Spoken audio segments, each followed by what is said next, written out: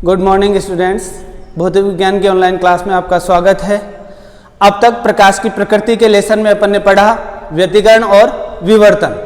अब इनमें क्या अंतर होता है वो देखेंगे और विभेदन सीमा तथा विभेदन क्षमता देखेंगे। तो पहला आज का टॉपिक है व्यतिकरण और विवर्तन में अंतर। मान लिया जैसे इस तरफ ले लें व्यतिकरण और इस तरफ लिख देते हैं विवर्तन, दोनों में क्या अंतर होता है।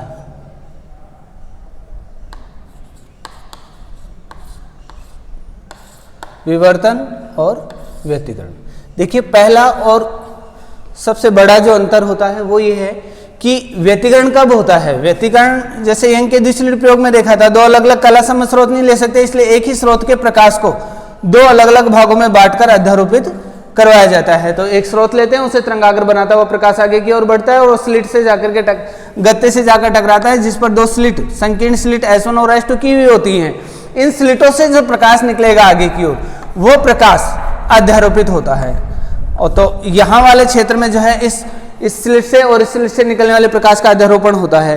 जबकि विवर्तन में क्या होता है, एक ही स्रोत लेते हैं और एक स्रोत से आने वाले प्रकाश जो है एक ही स्लिट से गुजारा जाता है। अब उस स्लिट पर जाकर के जो तरंगाग्र टकराता है वो तरंगाग्र पर जितने भी प्रकाश के कण हैं वो सब स्रोत की भांति कार्य करते हैं और तरंगिकाएं उत्सर्जित करते हैं। तो वो जो तरंगिकाएं अध्यारोपित होंगी उन तरंगिकाओं के अध्यारोपण से विवर्तन होता है। तो व्यतिकरण तो जो है वो तरंगों के अध्यारोपण से होता है।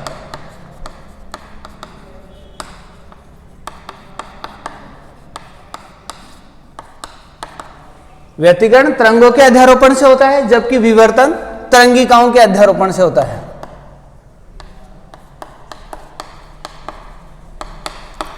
तरंगिकाओं के अध्यारोपण से।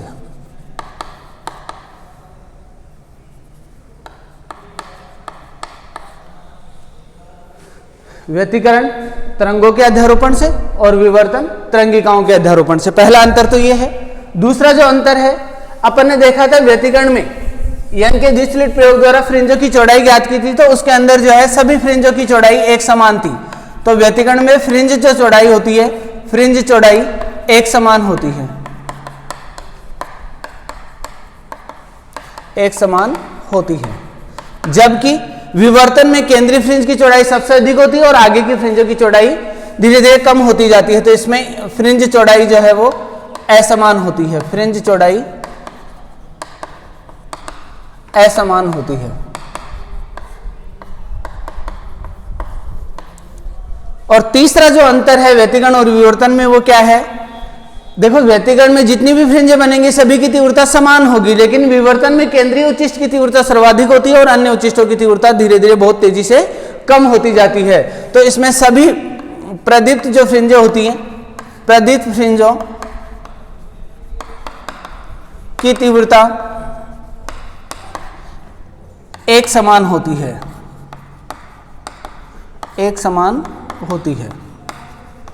जबकि इसमें जो प्रदीप्त फ्रिंजें बनेंगी जिनको उच्चिष्ट बोलते हैं, इनमें प्रदीप्त फ्रिंजों की तीव्रता असमान होती है।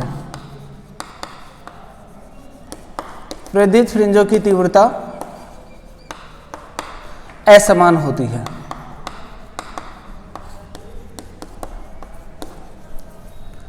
और अगला जो अंतर है वो क्या है, तीव्रता की बात की। तीव्रता जो है इसमें सभी फ्रिंजों की समान होती है और इसमें सभी फ्रिंजों की अलग अलग होती है। फ्रिंज की जो चौड़ाई है वो व्यतिकरण में फ्रिंज चौड़ाई एक समान होती है, जबकि विवर्तन में फ्रिंज चौड़ाई जो है वो अलग अलग होती है। केंद्रीय फ्रिंज की चौड़ाई सर्वाधिक होती है और अगली फ्रिंजों की चौड़ाई धीरे धीरे क्या होती जाती है, कम होती जाती है। तरंगिकाओं का जो है इसमें व्यतिकरण में तरंगों का अध्यारोपण होता है, दो अलग अलग छिद्रों से प्रकाश आता है, जबकि विवर्तन में जो है एक ही छिद्र से आने वाले प्रकाश की तरंगिकाएं जो हैं वो अध्यारोपित होती है, जिससे विवर्तन होता है। और चौथा और आखिरी अंतर है, इसमें केंद्रीय फ्रिंज जो है वो हमेशा, केंद्रीय फ्रिंज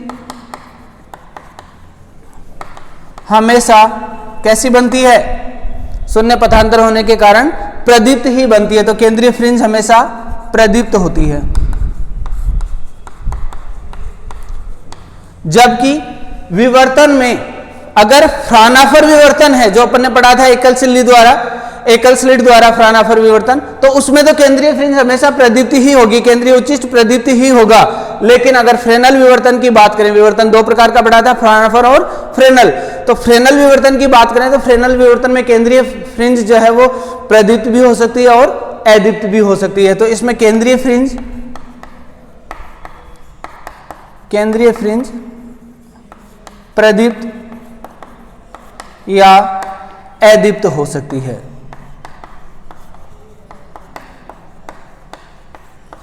तो ये चार अंतर होते हैं व्यतिकरण और विवर्तन में, मोटे मोटे अंतर हैं। तरंगों का अध्यारोपण होता है, इसमें तरंगिकाओं का अध्यारोपण होता है। फ्रिंज चौड़ाई समान होती है, इसमें फ्रिंज चौड़ाई समान नहीं होती है। फ्रिंजों की तीव्रता समान होती है, इसमें तीव्रता समान नहीं होती है। इसमें केंद्रीय फ्रिंज हमेशा प्रदीप्त होता है, इसमें प्रदीप्त होना आवश्यक नहीं है। तो ये था व्यतिकरण और विवर्तन में अंतर। अब जो अपना अगला टॉपिक है वो है विभेदन सीमा और विभेदन क्षमता, कि दो अलग अलग बिंबों को जो है आप उनके मध्य की दूरी कितनी रखें न्यूनतम, कि आप दो अलग अलग बिंबों को स्पष्ट रूप से अलग अलग ही देख सके। देखिए, कोई भी जैसे अपनी आंखें हैं, किसी दो बिंबों को अलग अलग देख पाए, जैसे बहुत दूरी पर दो बिंब हैं, उनको बहुत ज्यादा पास ले आए तो अपने को ऐसा लगता है जैसे दोनों ही एक ही बिंब है। तो वह उन दोनों बिंबों के बीच की वो न्यूनतम दूरी जिससे आप दोनों बिंबों को अलग अलग देख सकें, वो न्यूनतम दूरी जो है वो अपनी विभेदन सीमा कहलाती है। जैसे मान लिया कि एक बिंब ये है और एक बिंब ये है, ये अपना नेत्र लेंस है और ये दृष्टिपटल है। इस बिंब से आने वाला प्रकाश किरण जो है वो ये मान लो यहां पर प्रतिबिंब बना रही है, ये प्रतिबिंब बन रहा है, और इस बिंब का प्रतिबिंब जो है वो यहां पर बन रहा है। तो ये प्रतिबिंब जो है वो अलग अलग हैं, अलग अलग बन रहे हैं, तो अपने को स्पष्ट रूप से अलग अलग दिखाई देंगे। लेकिन जैसे जैसे आप इनको पास लाएंगे, इन दोनों बिंबों को पास लाएंगे, तो दर्शन कोण छोटा होता जाएगा।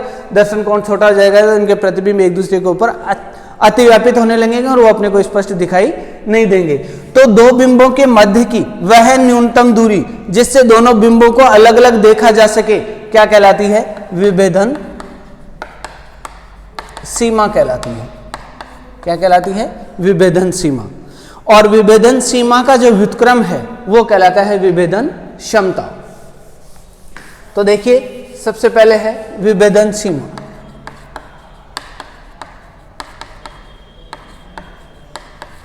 विभेदन सीमा दो बिंबों के मध्य की वह न्यूनतम दूरी जिससे कि दोनों बिंबों को पृथक पृथक देखा जा सके क्या कहलाती है? विभेदन सीमा कहलाती है।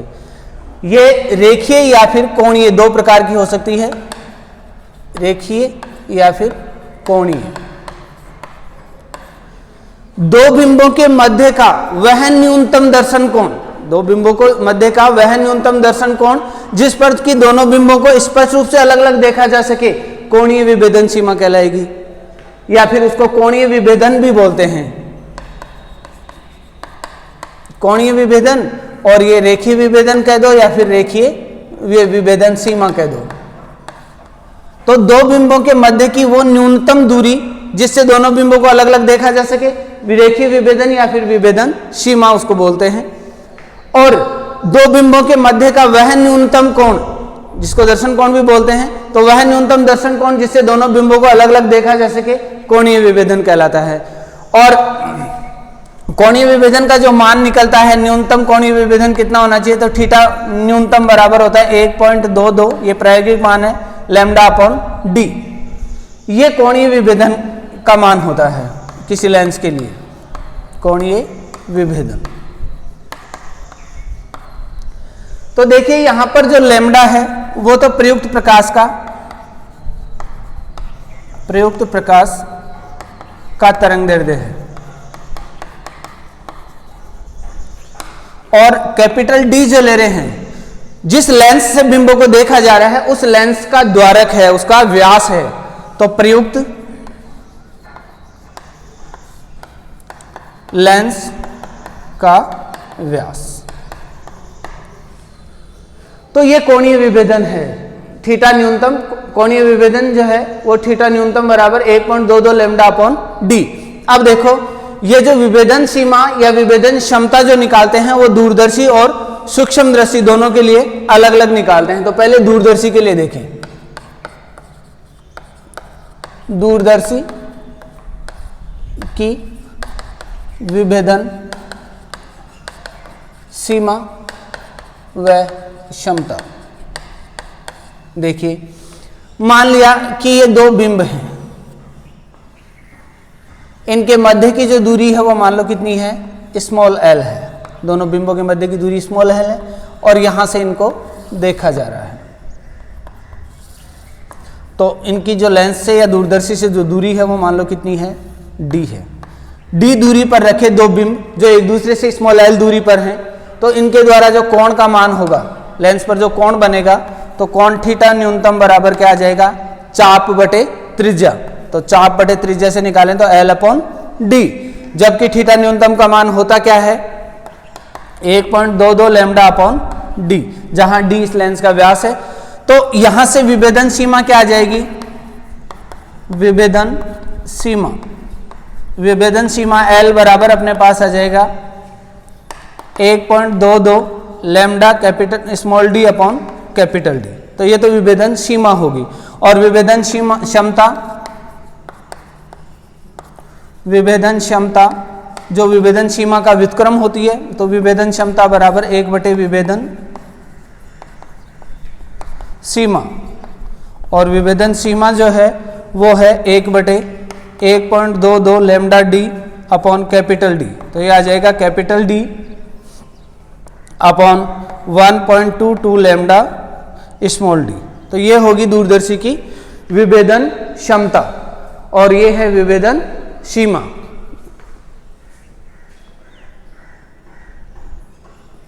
अब देखिए, ये तो है दूरदर्शी के लिए विभेदन सीमा और विभेदन क्षमता। अब निकालेंगे सूक्ष्मदर्शी के लिए विभेदन क्षमता और विभेदन सीमा क्या होगी। तो ये तो दूरदर्शी के लिए है कि दो बिंब जो है वो एक दूसरे से एल दूरी पर रखे हैं और दूरदर्शी से जो है वो स्मॉल डी दूरी पर है, तो उसकी विभेदन सीमा जो है एल बराबर 1.22 lambda D upon capital D होगी, जहां स्मॉल डी तो है दूरदर्शी की बिंबों से दूरी और कैपिटल डी है दूरदर्शी के अभिदृश्यक लेंस का व्यास। जो डी है वो अभिदृश्यक लेंस का व्यास है, अभिदृश्यक लेंस का व्यास बोल दो या उसका द्वर्क, और इसका व्युत्क्रम करेंगे तो वो आ जाएगी विभेदन क्षमता। दूसरी जो निकालेंगे वो है सूक्ष्मदर्शी के लिए, सूक्ष्मदर्शी की विभेदन सीमा व क्षमता। तो देखो, सूक्ष्मदर्शी की विभेदन सीमा और विभेदन क्षमता क्या होगी। सूक्ष्मदर्शी में जो है अत्यंत सूक्ष्म बिंबों को, जो बहुत ही ज्यादा पास रखे होते हैं, उनको देखा जाता है, और दो बिंबों को या किसी भी बिंब को स्पष्ट रूप से अच्छी तरह से देखने के लिए क्या करते हैं, बिंब जो है वो सूक्ष्मदर्शी के अभिदृश्यक लेंस की फोकस दूरी के थोड़ा सा बाहर की ओर रखा हुआ हो, क्योंकि अंदर आते ही तो वो काल्पनिक प्रतिबिंब बन जाता है पीछे की ओर। तो ये मान लो जैसे सूक्ष्मदर्शी का अभिदृश्यक लेंस है, अब यहां जो बिंब लेंगे, ये बिंब जो है इस सूक्ष्मदर्शी के अभिदृश्यक लेंस से इतनी दूरी पर रखे हों कि इनका वास्तविक प्रतिबिंब बने, न्यूनतम दूरी ले लेंगे, और वह न्यूनतम दूरी लगभग किसके बराबर होगी, एफ के बराबर, बहुत पास में ले लेते हैं। और मान लिया दोनों बिंबों के जो मध्य की दूरी है वो कितनी है, एस है। दो बिंब एक दूसरे से एस दूरी पर रखे हैं और दोनों बिंब जो है सूक्ष्मदर्शी के अभिदृश्यक लेंस से कितनी दूरी पर रखे हैं, स्मॉल एफ दूरी पर, यानी कि फोकस दूरी से थोड़ा सा अधिक होता है, जिसको लगभग आप एफ मान सकते हैं। तो यहां पर जो डी का मान लेंगे अपन, वो लगभग किसके बराबर होगा, एफ के बराबर होगा। तो यहां से थीटा न्यूनतम निकालें अपन, थीटा मिनिमम का मान क्या आ जाएगा, कोण बराबर चाप बटे त्रिज्या से देखें तो चाप एस और त्रिज्या क्या आ जाएगी यहाँ पर डी, जो किसके बराबर है, एफ के बराबर। तो एस अपॉन एफ। जबकि थीटा न्यूनतम होता क्या है, थीटा मिनिमम जो है वो कितना होता है, 1.22 लैम्डा अपॉन कैपिटल डी। तो इसके बराबर इसको रखें तो यह आ जाएगा 1.22 लैम्डा कैपिटल डी बराबर आ जाएगा एस अपॉन एफ। तो एस बराबर जिसे क्या कहेंगे, विभेदन सीमा, विभेदन सीमा। तो विभेदन सीमा एस बराबर क्या आ जाएगा, एस बराबर लैम्डा इधर गुणा हो जाएगा तो 1.22 lambda F upon capital D, ये तो आ जाएगी विभेदन सीमा। और विभेदन सीमा का जो व्युत्क्रम होगा वो होगा सूक्ष्मदर्शी की विभेदन क्षमता। तो सूक्ष्मदर्शी की विभेदन सीमा। विभेदन सीमा तो S बराबर क्या आया, 1.22 lambda F upon capital D। और विभेदन क्षमता, विभेदन क्षमता बराबर आ जाएगा 1 अपॉन विभेदन सीमा यानी 1 अपॉन S, और 1 अपॉन S करेंगे तो क्या आ जाएगा 1.22 lambda F upon capital D। तो क्षमता जो है वो सूक्ष्म दृष्टि की क्षमता आ जाएगी अपने पास capital D upon 1.22 lambda F, ये विभेदन क्षमता होगी। तो इस तरह से जो है दूरदर्शी और सूक्ष्म दृष्टि की विभेदन सीमा और विभेदन क्षमता का मान ज्ञात करते हैं। अब देखिए इनसे संबंधित जो है वो कुछ एग्जाम्पल देख लेते हैं। एक तो पिछली क्लास में अपन ने पढ़ा था विवर्तन, एकल झिर्री द्वारा फ्रानाफर विवर्तन, और आज अपन ने पढ़ा है विभेदन सीमा और विभेदन क्षमता। तो इनसे संबंधित जो है वो कुछ एग्जाम्पल देख लेते हैं। देखिए पहला है जो अपने पाठ्य पुस्तक का 8वां एग्जाम्पल है कि यंग के इसमें फ्रानाफर विवर्तन में ये पर्दा है और ये गत्ता लगा हुआ है जहां ये झिर्री है, एकल झिर्री। तो इसमें जो है केंद्रीय उच्चिष्ट, केंद्रीय उच्चिष्ट से 1.4 मिलीमीटर पर, 1.4 मिलीमीटर की दूरी पर, 1.4 मिलीमीटर की दूरी के ऊपर एकल झिर्री फ्रानाफर विवर्तन में केंद्रीय उच्चिष्ट से 1.4 मिलीमीटर की दूरी पर कोई फ्रिंज बनती है यदि स्लिट की चौड़ाई A बराबर अपने को दी हुई हो 0.8 मिलीमीटर और गत्ते तथा पर्दे के मध्य की दूरी जो है वो दे रखी हो 80 सेंटीमीटर। पर्दे और गत्ते के मध्य की दूरी कितनी दी हुई हो, 80 सेंटीमीटर दी हुई हो। तो यदि केंद्रीय फ्रिंज से 1.4 मिलीमीटर दूरी पर प्रथम उच्चिष्ट अपने को प्राप्त हो रहा हो, यहां पर क्या बन रहा हो, प्रथम उच्चिष्ट बन रहा हो, ये केंद्रीय फ्रिंज है, केंद्रीय उच्चिष्ट बोल दें इसको।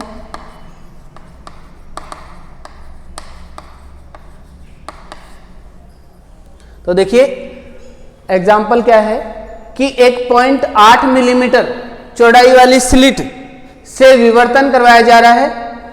उस विवर्तन में केंद्रीय उच्चिष्ट से 1.4 मिलीमीटर की दूरी के ऊपर प्रथम उच्चिष्ट बनता है। केंद्रीय उच्चिष्ट से इतनी दूरी पर प्रथम उच्चिष्ट बनता है। यदि गत्ते तथा पर्दे के मध्य की दूरी 80 सेंटीमीटर हो तो इस प्रयोग में जो प्रकाश काम में लिया है उस प्रकाश का तरंगदैर्ध्य कितना होगा वो अपने को ज्ञात करना है। तो देखो कैसे ज्ञात करेंगे। ये जो दूरी है वो अपने को दे रखी है, ये दूरी जो है वो कितनी दी हुई है, y दी हुई है। ठीक है, तो देखो यहां से साइन थीटा बराबर लंब बटे कर्ण होता है, तो लंब बटे कर्ण ले ले तो y अपॉन कर्ण आ जाएगा। आपको इसको कैपिटल D से डिनोट कर दें तो y अपॉन D। जबकि विवर्तन में जो है अपने sine theta a sine theta बराबर क्या लिया था, a साइन थीटा बराबर n लैम्डा निम्निष्ठ के लिए और 2n+1 लैम्डा बाई 2 जो है वो उच्चिष्ट के लिए लिया था। अब यहां पर प्रथम उच्चिष्ट आ रहा है, तो प्रथम उच्चिष्ट आ रहा है तो आप n की जगह कितना लिख देंगे, 1 लिख देंगे, तो क्या आ जाएगा 3 लैम्डा बाई 2। तो अगर प्रथम उच्चिष्ट है तो a लैम्डा का मान किसके बराबर होगा, प्रथम उच्चिष्ट जो है वो 3 लैम्डा बाई 2 पर प्राप्त होता है प्रथम उच्चिष्ट के लिए। यहां आप लिख देंगे प्रथम उच्चिष्ट के लिए। और इसमें आप ये जो तीव्रता वितरण देखा था अपन ने कल, वो तीव्रता वितरण वाला ग्राफ थोड़ा सा ध्यान में रखना। इस तरह का ग्राफ आया था, इसमें जो है ये केंद्रीय उच्चिष्ट है, यहां पर लैम्डा पर जो है प्रथम निम्नलिष्ट और 2 लैम्डा पर जो है द्वितीय निम्नलिष्ट प्राप्त होता है, और 3 लैम्डा बाई 2 पर 3 लैम्डा बाई 2 ये 5 लैम्डा बाई 2, 3 लैम्डा बाई 2 पर प्रथम उच्चिष्ट, 5 लैम्डा बाई 2 पर द्वितीय उच्चिष्ट और 0 पर जो है केंद्रीय उच्चिष्ट प्राप्त होता है। लैम्डा और 2 लैम्डा पर प्रथम निम्नलिष्ट, 2 लैम्डा पर द्वितीय निम्नलिष्ट मिलता है, तो 3 लैम्डा बाई 2 पर प्रथम उच्चिष्ट आएगा। 3 लैम्डा बाई 2 पर ये प्रथम उच्चिष्ट है।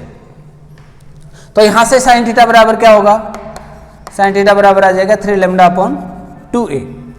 और वैसे अगर देखें तो कोण बराबर चाप बटे त्रिज्या या फिर साइन थीटा बराबर लंब बटे आधार से देखें तो y अपॉन डी आ जाएगा। दोनों को आप बराबर लिखें तो y अपॉन डी बराबर आ जाएगा 3 lambda upon 2a। Then lambda बराबर क्या होगा, लैम्डा बराबर आ जाएगा 2ay अपॉन 3d। इन सब के मान, सबकी वैल्यू पुट कर देंगे तो अपने को प्रयुक्त प्रकाश का तरंगदैर्ध्य प्राप्त हो जाएगा। तो 2a जो है वो स्लिट की चौड़ाई है जो 8 मिलीमीटर दे रखी है, तो 0.8 मिलीमीटर है, तो इसको आप लिख सकते हैं 8 गुणा 10 की घात -4। y जो है वो केंद्रीय उच्चिष्ट से दूरी है जो 1.4 मिलीमीटर दे रखी है, तो 1.4 इंटू 10 की घात -3 बटे 3। और d जो है वो गत्ते की पर्दे से दूरी है जो 80 सेंटीमीटर दे रखी है, इसको आप लिख सकते हैं 8 गुणा 10 की घात -1 यानी 0.8 मीटर आ जाएगा। तो इससे इसको काट दें, ये हो जाएगा अपने पास 2.8 बटे 3 गुणा 10 की घात, देखो -1 ऊपर जाएगी तो 3 और 3 6 हो जाएगा, तो 10 की घात -6। इसको आप लिख सकते हैं 28 बटे 3 गुणा 10 की घात -7 मीटर प्रयुक्त प्रकाश का तरंगदैर्ध्य आ जाएगा। तो इस तरह से जो है आप प्रयुक्त प्रकाश का तरंगदैर्ध्य ज्ञात कर सकते हैं, जो अपनी पाठ्य पुस्तक का जो है वो 8वां एग्जाम्पल था। अब देखो अगला जो एग्जाम्पल है वो है कि एक जो पाठ्य पुस्तक का अपना 9वां एग्जाम्पल है,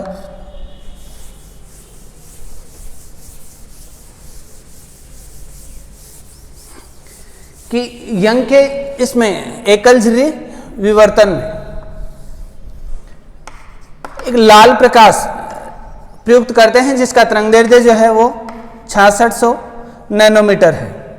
6600 नैनोमीटर का प्रकाश का जो है वो लाल प्रकाश प्रयुक्त करते हैं, तो कहीं किसी बिंदु के ऊपर, मान लो जैसे ये बिंदु है, इस बिंदु पर प्रथम निम्निष्ठ प्राप्त होता है, प्रथम निम्निष्ठ। ये तरंगदैर्ध्य प्रयुक्त करें तो पर्दे के किसी बिंदु P पर क्या बनता है, प्रथम निम्निष्ठ बनता है।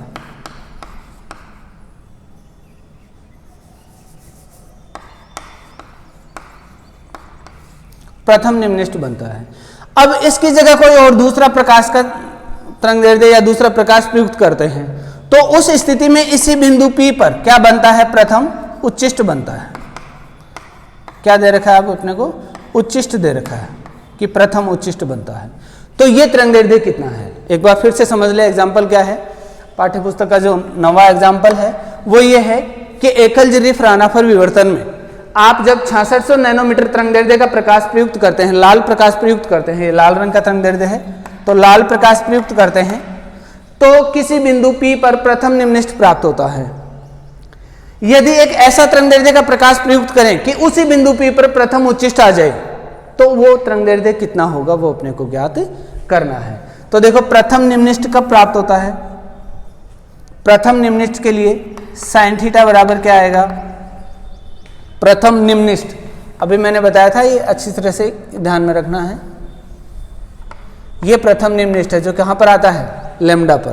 तो प्रथम निम्निष्ठ के लिए ए साइन थीटा बराबर क्या आ जाएगा, लैम्डा आ जाएगा, यानी साइन थीटा बराबर क्या होगा, साइन थीटा बराबर होगा लैम्डा अपॉन ए। अब बिंदु वही आपका, आप तरंगदैर्ध्य यूज करेंगे तो कोण तो वही रहेगा, तो यहां पर साइन थीटा का जो मान है वो दूसरे तरंगदैर्ध्य का प्रकाश प्रयुक्त करेंगे तो भी वही आएगा। अब उसी बिंदु पर अगर लैम्डा डैश तरंगदैर्ध्य का प्रकाश प्रयोग कर रहे हैं तो प्रथम उच्चिष्ट आता है, यानी कि यहीं पर दूसरा तरंगदैर्ध्य का प्रकाश प्रयुक्त करें तो प्रथम उच्चिष्ट आ जाएगा, यानी कि वो आपका डायग्राम कुछ इस तरह का हो जाएगा। दूसरा ये लैम्डा तरंगदैर्ध्य के लिए है और ये लैम्डा डैश के लिए है, तो यहां उच्चिष्ट बन जाएगा। और प्रथम उच्चिष्ट कब प्राप्त होता है, 3 लैम्डा बाई 2 पर प्राप्त होता है। तो लैम्डा डैश का तरंगदैर्ध्य का प्रकाश प्रयुक्त कर लें तो फिर इस स्थिति में जो है ए साइन थीटा बराबर क्या हो जाएगा, ए साइन थीटा बराबर कितना आ जाएगा, 3 लैम्डा डैश बाई 2। इसको लैम्डा डैश मान लेते हैं, दूसरा जो तरंगदैर्ध्य का प्रकाश प्रयुक्त कर रहे हैं, तो उस इस डैश डैश के लिए ये क्या स्थिति आ जाएगी, 3 लैम्डा डैश बाई 2 आ जाएगी। तो साइन थीटा बराबर अपने पास आ जाएगा 3 लैम्डा डैश बटे 2। यानी कि साइन थीटा बराबर क्या आएगा, साइन थीटा बराबर आ जाएगा 3 लैम्डा डैश अपॉन 2a। ये कोण भी उतना ही बनेगा क्योंकि उसी बिंदु पर बन रहा है, तो कोण जो है वो उतना ही कोण बनेगा, थीटा का मान अपरिवर्तित रहेगा। तो दोनों को आप बराबर रख दें, तो लैम्डा अपॉन a बराबर आ जाएगा 3 लैम्डा डैश बटे 2a। अपने को लैम्डा डैश का मान ज्ञात करना है, तो लैम्डा डैश बराबर क्या आ जाएगा, लैम्डा डैश बराबर आ जाएगा 2 लैम्डा अपॉन 3। लैम्डा का मान कितना दे रखा है, 6600 नैनोमीटर, तो 6600 नैनोमीटर बटे 3, ये 3 से कट जाएगा 220, यानी कि कितना आ जाएगा 4400 नैनोमीटर। तो अगर आप 4400 ये 4400 कहाँ 440 नैनोमीटर का जो है तरंग दैर्ध्य आएगा। तो यदि आप 660 नैनोमीटर का प्रकाश प्रयुक्त करते हैं, तो अगर प्रथम निम्नलिखित आ रहा है, दूसरा प्रकाश प्रयुक्त करें जिसके लिए प्रथम उच्चिष्ट प्राप्त हो उसी बिंदु पर, तो उस प्रकाश का तरंग दैर्ध्य होगा 440 नैनोमीटर। तो ये था अपनी पाठ्य पुस्तक का 9वां एग्जाम्पल। अब देखो 10वां एग्जाम्पल देखें।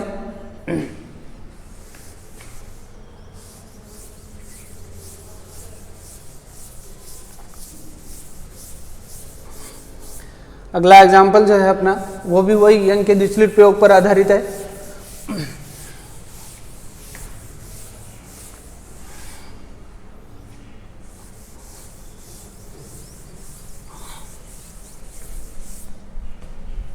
अपने को एक तीव्रता वितरण दे रखा है इस तरह का,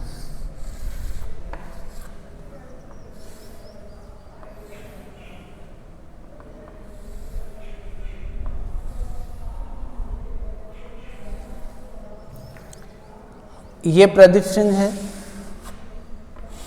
पर्दे पर जो तीव्रता का वितरण है, और ये प्रदीप फ्रिंज है, ये फिर प्रदीप्त आएगी, फिर अदीप्त आएगी, इस तरह से फ्रिंजें बन रही हैं। ये केंद्रीय उच्चिष्ट है, ये इनके द्विचलित प्रयोग में ये क्या है, केंद्रीय उच्चिष्ट है।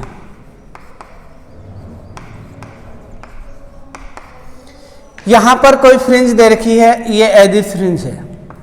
कौन सी अदीप्त फ्रिंज है, द्वितीय अदीप्त फ्रिंज है, जिसकी अपने को दूरी दे रखी है केंद्रीय उच्चिष्ट से s दूरी के ऊपर जो है वो केंद्रीय उच्चिष्ट बन रहा है। देखो इस तरह का पर्दे के ऊपर तीव्रता वितरण दिया हुआ है कि ये केंद्रीय उच्चिष्ट है, ये प्रथम निम्नलिखित है, ये प्रथम उच्चिष्ट है, ये द्वितीय निम्नलिखित है, ये द्वितीय उच्चिष्ट है। इस तरह से तीव्रता वितरण है। तो ये वाला जो है वो द्वितीय उच्चिष्ट है, द्वितीय निम्नलिखित, सॉरी, ये दिया हुआ है। तो s का मान पूछ रहा है कि अगर तीव्रता वितरण इस तरह से है तो ये s का मान ज्ञात कीजिए, जिसमें अपने को दे रखा है जो प्रकाश काम में ले रहे हैं उस प्रकाश का तरंग दैर्ध्य तो है 600 नैनोमीटर, 600 नैनोमीटर का प्रकाश काम में ले रहे हैं, और जो स्लिट है उस स्लिट की जो चौड़ाई है वो अपने को दे रखी है 4 × 10⁻⁴ मीटर, और स्लिट की जो है पर्दे से जो दूरी है वो दे रखी है अपने को 2 मीटर। देखो एग्जाम्पल क्या है, 10वां जो एग्जाम्पल है वो ये है कि पर्दे पर तीव्रता वितरण इस तरह से हो रहा है, s का मान ज्ञात कीजिए। ये लिखा हुआ नहीं है प्रथम निम्नलिखित है, केंद्रीय उच्चिष्ट है, अपने को देख के पता करना है कि ये केंद्रीय उच्चिष्ट है, तो ये प्रथम निम्नलिखित होगा, ये प्रथम उच्चिष्ट होगा, और ये द्वितीय निम्नलिखित होगा।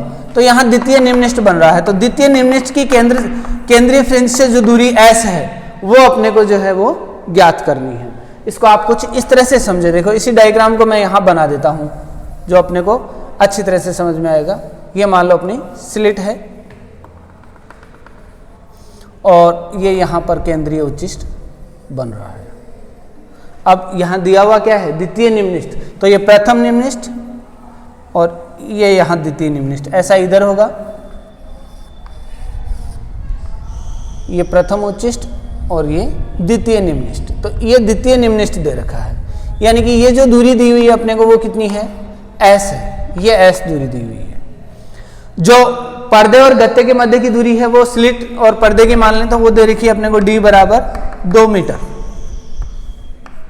और स्लिट की जो चौड़ाई है a वो कितनी दी हुई है, स्लिट की चौड़ाई दे रखी है 4 × 10⁻⁴ 4 मीटर। और जो प्रकाश प्रयुक्त कर रहे हैं वो 600 नैनोमीटर का है। तो द्वितीय उच्चिष्ट जो बन रहा है वो कितनी दूरी पर बनता है, एस का मान अपने को ज्ञात करना है। तो वही कोण बराबर चाप बटे त्रिज्या से ले लें तो साइन थीटा बराबर क्या आ जाएगा, एस अपॉन डी। और वैसे अगर देखें तो ए साइन थीटा बराबर क्या होता है, एकल झिर्री विवर्तन में ए साइन थीटा बराबर, देखो केंद्रीय उच्चिष्ट 0 पर बनता है, प्रथम निम्नलिखित लैम्डा पर, द्वितीय उच्चिष्ट प्रथम उच्चिष्ट 3 लैम्डा बाई 2 पर और द्वितीय उच्चिष्ट 2 लैम्डा पर बनता है। तो ए साइन थीटा बराबर क्या लिख देंगे आप, 2 लैम्डा। तो साइन थीटा बराबर क्या आ जाएगा, 2 लैम्डा अपॉन ए। कि साइन थीटा बराबर है तो एस अपॉन डी बराबर 2 लैम्डा अपॉन ए। तो एस बराबर क्या आ जाएगा, 2 लैम्डा, एस का मान ज्ञात करना है तो 2 लैम्डा डी अपॉन ए। मान रख दें तो 2 लैम्डा का मान है 600 नैनोमीटर। तो 600 नैनो का मतलब 10 की घात -9 मीटर। डी का मान दे रखा अपने को 2 मीटर। ए छिद्र की जो चौड़ाई दे रखी है वो कितनी दे रखी है, 4 × 10 की घात -4 मीटर। हल कर लेते हैं इसको। ये आ जाएगा 4 और 4 से 4 कैंसिल भी हो जाएगा, ऊपर जाएगा तो यह आ जाएगा 600 × 10 की घात -5, यानी कि दूरी कितनी होगी 6 × 10 की घात -3 यानी कि 6 मिलीमीटर की दूरी के ऊपर जो है वो द्वितीय निम्निष्ठ प्राप्त होगा। अगर बात करें द्वितीय निम्निष्ठ के स्थान पर अगर यही एस अपना यहां दिया हुआ हो, अगर यहां हो तो एस का मान ज्ञात करो। तो अब एस कहां स्थापित हो जाएगा, द्वितीय उच्चिष्ट पर। तो अगर क्वेश्चन है कि द्वितीय उच्चिष्ट के लिए दूरी ज्ञात करो तो द्वितीय उच्चिष्ट की कंडीशन लगा देंगे। अगर द्वितीय उच्चिष्ट के लिए ज्ञात करना होगा तो देखो यहां चेंज होगा, क्या चेंज होगा, देखो बात करें द्वितीय उच्चिष्ट की तो द्वितीय उच्चिष्ट यहां बन रहा है, ये यहां बनेगा द्वितीय उच्चिष्ट, ये वाला, ये द्वितीय उच्चिष्ट है। तो कितना 5 लैम्डा बाई 2 पर बनेगा। तो यहाँ ए साइन थीटा बराबर क्या आ जाएगा, 5 लैम्डा बाई 2 आ जाएगा। तो साइन थीटा बराबर क्या होगा, साइन थीटा बराबर हो जाएगा 5 लैम्डा अपॉन 2a। दोनों को बराबर रखें तो एस अपॉन डी बराबर 5 lambda upon 2a, then S बराबर 5 लैम्डा डी अपॉन 2a। मान पुट करें तो 5 लैम्डा का मान 600 नैनोमीटर 10 की घात -9, डी का मान 2 मीटर बटे 2a। ए का मान कितना है, ए का मान दे रखा है 4 × 10 की घात -4। तो देखो ये 2 से 2 कैंसिल हो जाएगा, 5 जगह 30 और ये 2 0 और नीचे 4 × 10 की घात, देखो 10 की घातों को हल कर लें तो -5 हो जाएगी। 4 × 28 बचे 2, 4 × 5 20, 750 × 10 की घात -5 मीटर। इतनी दूरी के ऊपर जो है वो द्वितीय उच्चिष्ट बनेगा। तो इस तरह से अलग अलग जो है आप स्थितियां ज्ञात कर सकते हैं कि द्वितीय उच्चिष्ट कितनी दूरी पर होगा, तृतीय निम्निष्ठ कितनी दूरी पर होगा, चतुर्थ उच्चिष्ट कितनी दूरी पर होगा, वो सब आप आसानी से ज्ञात कर सकते हैं। तो ये था व्यतिकरण विवर्तन में अंतर और विभेदन सीमा तथा विभेदन क्षमता। अब अगली जो क्लास होगी उसमें अपन पढ़ेंगे पोलराइजेशन के बारे में, ध्रुवण के बारे में। Thank you.